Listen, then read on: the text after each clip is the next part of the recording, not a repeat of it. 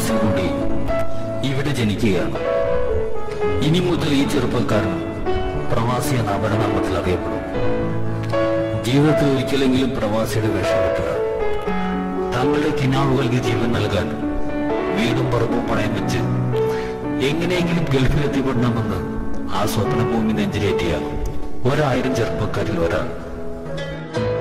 Gulf 1000 കാതങ്ങൾക്കപ്പുറെ ആ ചെറുപ്പക്കാരൻ നെഞ്ചിലേറ്റിയ Gulf എന്ന സ്വപ്നഭൂമി. പക്ഷേ പ്രവാസികൾ ആ ചെറുപ്പക്കാരൻ സ്വപ്നം കണ്ട സമ്പന്ന ഭൂമിയിലെ രാജകുമാരന്മാരായിരുന്നു. ഗൾഫ് പ്രവാസികൾക്കെന്നും ഒരു അത്താണിയാണ്. ഒരുപാട് പ്രതീക്ഷകളും മോഹങ്ങളുമായി അവർ ഇവിടെ പറന്നിറങ്ങും. അവരുടെ സ്വപ്നങ്ങൾക്ക് ഇവിടെ ചിറകുമുളച്ചു. ജീവിതത്തിൽ പ്രവാസിയുടെ വേഷം ധരിച്ച ഓരോ മനുഷ്യരും അവരുടെ സ്വപ്നങ്ങളും നൊമ്പരങ്ങളും കെട്ടിപ്പുണർന്ന് കിടന്നിറങ്ങി. ഇവിടെ ജീവിതത്തിന്റെ രണ്ടറ്റവും കൂട്ടിമുട്ടിക്കാൻ പാടുപെടുന്ന പ്രവാസിയുടെ തേങ്ങലുകൾ രാവിന്റെ അന്ത്യാമങ്ങളിൽ അവന്റെ തലയിണയെ ഈറനണിക്കുന്നുണ്ടാവും. ഒരിക്കലും ധരിച്ചുപോയ പ്രവാസി എന്ന ഈ വേഷം എളുപ്പത്തിൽ അഴിച്ചുമാറ്റാൻ കഴിയില്ലെന്ന് മനസ്സിലാക്കാൻ വൈകിപ്പോയ കുറെ ജന്മങ്ങൾ. എവിടെ നിന്നോ വന്നു ചേർന്നവർ അവരുടെ സന്തോഷവും സങ്കടവും പങ്കുവയ്ക്കുന്നു. ഓരോ പ്രവാസിയും ഓരോ നിമിഷവും എന്താണ് ആഗ്രഹിക്കുന്നത്? ഒരിടത്തൊരു പ്രവാസി ജനിക്കുമ്പോൾ മറ്റൊരിടത്തൊരു പ്രവാസിക്ക് എന്ത് സംഭവിക്കുന്നു? നാം അറിയുന്ന, നമുക്കറിയുന്ന നമ്മിലെ പ്രവാസി.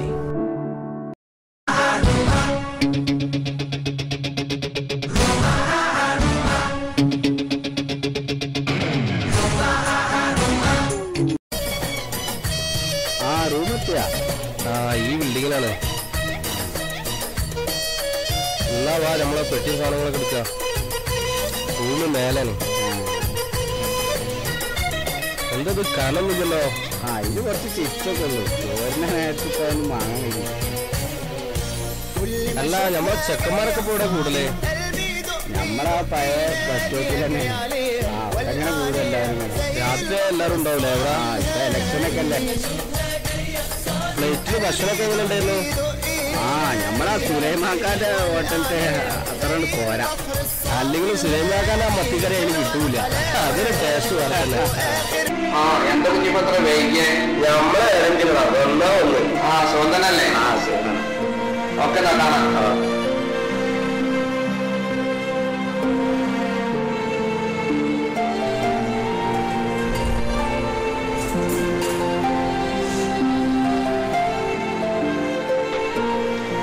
എന്താ കുഞ്ഞിപ്പാത്തൊക്കെ ഇതൊക്കെ തന്നെ ഗൾഫ്.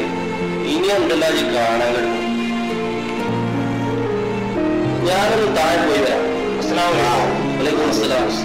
ഈ വീട്ടിൽ കൂടെ വിളിച്ചു വന്നാ പോകണം. കുഞ്ഞിപ്പാന്റെ നമ്മളാണ് നിങ്ങൾ സംസാരിക്കും. ഞാൻ താഴെ വരും. എന്തൊക്കെയാണ് വിശേഷം വീട്ടിലെ? നല്ല വിശേഷം. എല്ലാവർക്കും സുഖം തന്നെ? സുഖം. നാട്ടില് മയക്കണ്ടോ? മയക്കുണ്ട്. എന്നുവെച്ചാൽ ഇരിക്കും, ഞാൻ പുറത്തു പോയാ. എല്ലാ കാര്യമാണ് ഗൾഫെന്ന് കേട്ടാ പാചകം പോയി.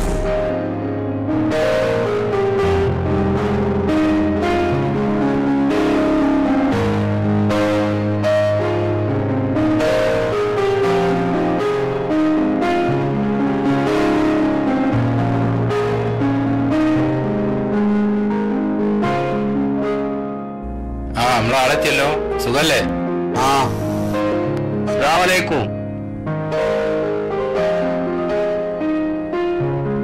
ഞാനൊരു സലാം പറഞ്ഞേ. വലൈക്കും സലാം. കുഞ്ഞിപ്പാറ്റകളല്ലേ? അസ്സലാമു അലൈക്കും. വലൈക്കും സലാം.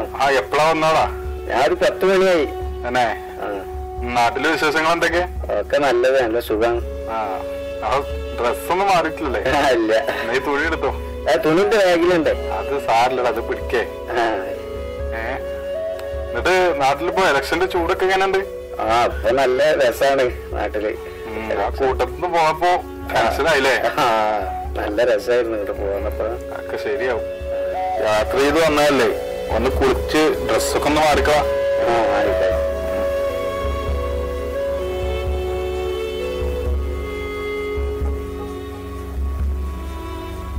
ഇടുവാ.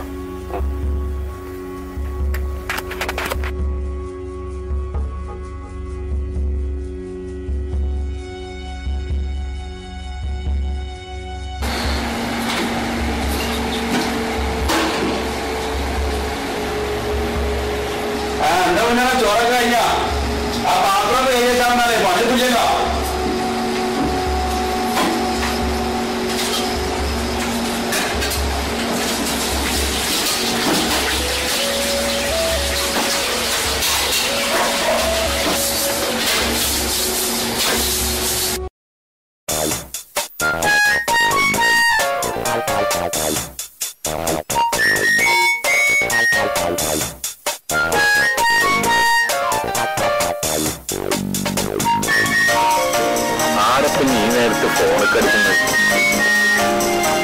സൗദിയാണോ? അല്ലല്ലോ, വീട്ടിൽ നിന്നാണല്ലോ. എന്തൊരു ചൊറ ഉണ്ട്. എങ്കിൽ ഇങ്ങനെ നിൽക്കാതായിരിക്കില്ല. വിളിച്ചു നോക്കട്ടെ.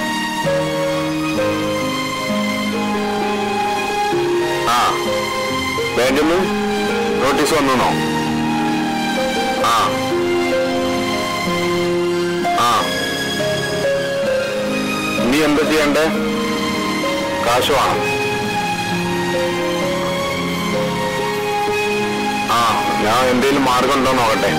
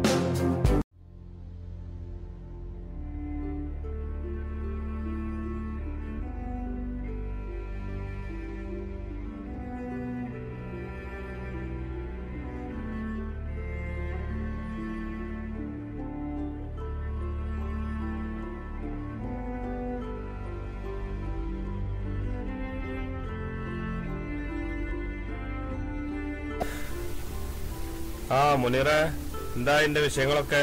ഒന്നും ശരിയായിട്ടില്ലക്ക. ഇൻഷാ അല്ലാഹ് ഒക്കെ ശരിയായിക്കോളൂ.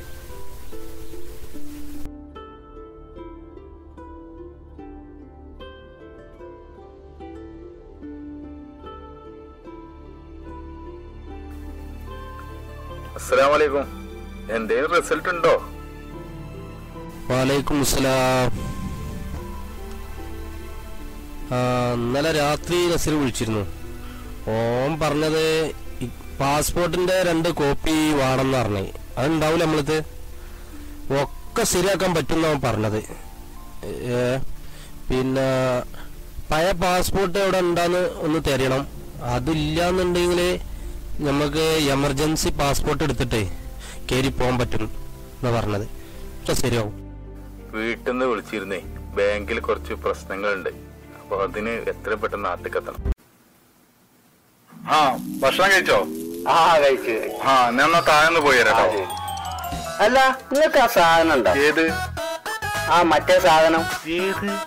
ആ മറ്റേ സാധനം, ആ കാർഡ്. ഇക്കാമേ, അതില്ലാത്തോണ്ടല്ലോ ഇവിടെ തേരാപ്പാറ നടക്കണേ. എന്നാ ശരി, ഞാൻ പോയി തരാം. വീട്ടിലിപ്പോ കല്യാണൊക്കെ ആണല്ലോ, വിളിച്ചോ?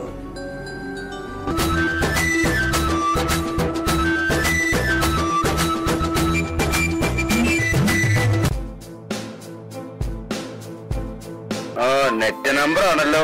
നെജു ആയിരിക്കും. ഹലോ ഹലോ, ആ റാഫി, ആ എന്തൊക്കെയാടാ, എങ്ങനെയുണ്ട് കല്യാണമൊക്കെ? ഹലോ, കേൾക്കുന്നില്ലേ? കല്യാണൊക്കെ ഉഷാറാണ്. ഞാൻ ബൈക്കുമലാണ്. ഞാൻ പിന്നെ വിളിക്കാം. എന്ത് ബൈക്കുമലാ? ആ, എന്നാ ഞാൻ പിന്നെ വിളിക്കാം. ആ, പോയിട്ട് 2 ദിവസമായിട്ടുള്ളൂ. അപ്പോഴത്തെ നെറ്റ് കണക്ഷൻ കൊടുത്തോ? ഇനി പോവാനേ സഹിക്കണം. ഈ ഗൾഫിലെ നെറ്റ് കണക്ഷൻ കൊണ്ടേ വലിയ ശല്യമായിരിക്കണം. ഓരൊക്കെ ഇപ്പൊ കല്യാണത്തിന് അടിച്ചു പൊളിച്ചായിരിക്കും. അവിടെ ഇരുന്നോ. എന്തൊരു ആലോചന? നാട്ടിലൊരു കല്യാണം ഉണ്ടായിരുന്നു. ആ, നിസ്കരിക്കുന്ന സ്വഭാവമൊക്കെ ഉണ്ടോ? ആ, കുറച്ചൊക്കെ. അതോടൊന്നും കാര്യമില്ല. 5 വക്ത് നിസ്കാരം നമുക്ക് നിർബന്ധമല്ലടാ. നിസ്കരിക്കണം കേട്ടോ. നിസ്കരിക്കാതിരിക്കരുതേ. ഏതായാലും നിസ്കരിച്ചു തരാം.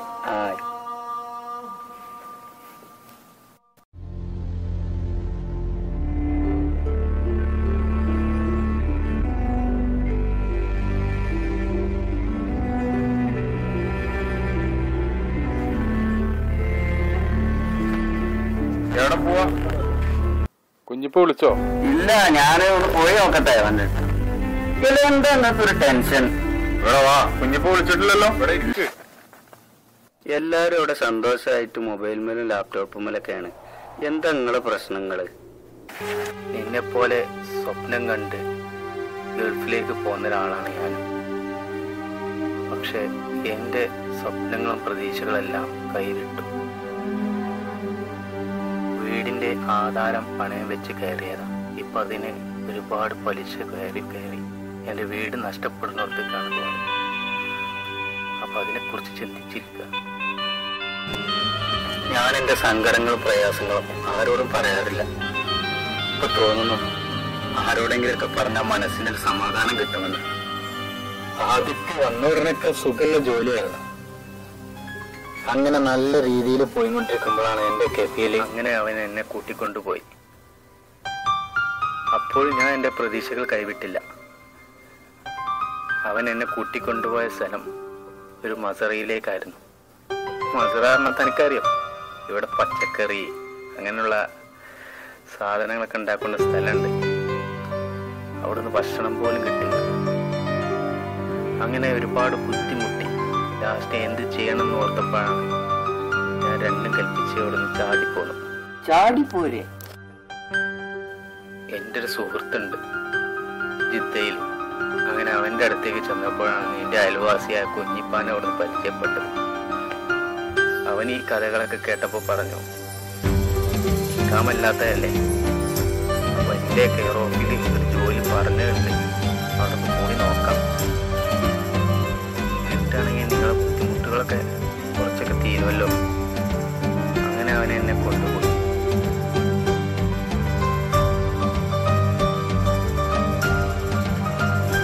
അങ്ങനെ അവിടെ ജോലിയിൽ കയറി വലിയ കുഴപ്പമില്ലാതെ ഇങ്ങനെ പോകുമ്പോഴാണ് ഇവിടുത്തെ പുതിയ നിയമം വന്നത്.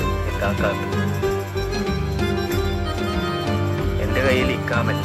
അതുകൊണ്ട് അവർക്ക് ജോലിയിൽ നിർത്താനൊരു ബുദ്ധിമുട്ടായപ്പോൾ എന്നെ അവിടുന്ന് പറഞ്ഞയച്ചു. അപ്പൊ ഇതെല്ലാം എന്ത് ചെയ്യുമെന്ന് ചിന്തിച്ചിരിക്കുക. ഇനി എത്രയും പെട്ടെന്ന് നാട്ടിലേക്ക് എത്തണം, അതിനുള്ള ശ്രമത്തില. കുഞ്ഞിപ്പി ശ്രമിക്കുന്നുണ്ട്. ഒരുപാട് സംഘടനകൾ ഇവിടെ ഉണ്ടെന്ന് അവൻ പറഞ്ഞേ. അവരുമായി ബന്ധപ്പെട്ട് അവനവൻ പറഞ്ഞിരുന്നു അങ്ങനെ കാര്യങ്ങൾ. ആ കുഞ്ഞിപ്പ വിളിക്കുന്നുണ്ട്. ആ ശരി, ശരിയായിക്കോട്ടെ. ശരി എന്നാ. ഓക്കെ.